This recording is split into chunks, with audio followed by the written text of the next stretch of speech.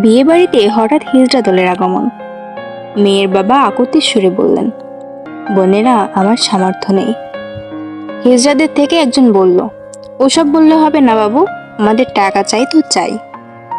মেয়ের বাবা বলল, ডাল ভাত আছে, সর্বোচ্চ খাওয়াতে পারি, বসে খাও। হিজড়ারা একসঙ্গে বলে উঠল, দাওয়াত তো দেও নাই, বিনা নিমন্ত্রণে কেন খাবো? তখন তিনি বললেন, আচ্ছা এখন দিলাম, কাল তোমাদের সবার নিমন্ত্রণ রইল, খেয়ে যেও। পরের দিন হিজড়ারা দল বেঁধে হাজির। ওদের দেখে বিয়ের বাড়ির লোকজনরা বলল, এদের আবার কে খেতে ডাকলো, সমাজ কোথায় গিয়ে ঠেকলো, সৃষ্টি। কিন্তু খাওয়া শেষে হিজড়া দলের একজন মেয়ের বাবাকে পেপারে মোড়ানো একটা ব্যাগ দিয়ে চলে গেল। মেয়ের বাবা ব্যাগ খুলে দেখলো সেখানে 18,690 টাকা আছে, সাথে একটি চিরকুট লেখা।